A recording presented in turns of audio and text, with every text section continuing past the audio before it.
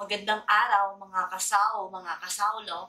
Ngayong araw po ay magluluto ako ng version ko ng lengguang baka.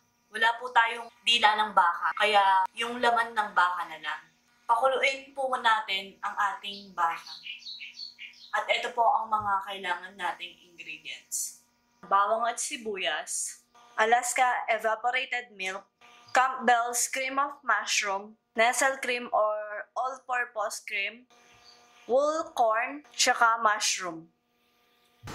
Makalipas ang 1.5 oras, i-check po natin yung baka natin kung malambot na siya. Ayan, malambot na siya.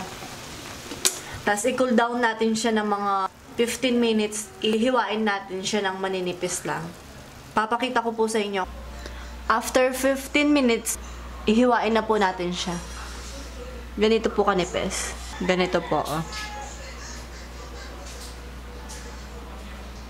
Hiwain ko lang po silang lahat. Mamayang magigisa tayo, babalikan ko po kayo. Maglagay po tayo ng mantika or butter sa ating kawali. Naubusan po kasi ako ng butter, kaya mantika na lang yung panggigisa natin. Bawang, sibuyas,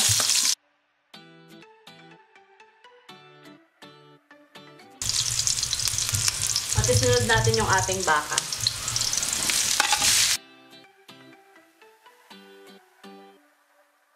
Isunod na din natin yung ating mushroom at mais. Tapos maglagay tayo ng konting yung pinagkuluan natin ng baka.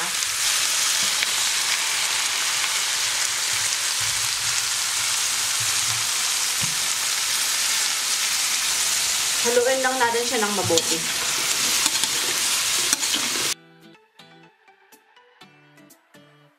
Hayaan lang muna natin siyang kumulo. Pagkatapos, lagay natin yung ibang ingredients, gaya ng Nestle cream, gatas, at cream of mushroom. Pag kumulo na po siya, ilagay na natin yung ating gatas, Nestle cream, at yung ating Campbell's na cream of mushroom. Tapos, haluin lang natin siya. Tsaka tayo maglagay ng ibang pampalasa or asin.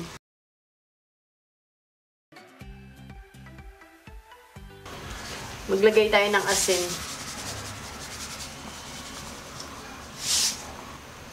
Pakuluin lang po natin siya at ayaan natin siyang lumapot. At ready na ang ating lengua.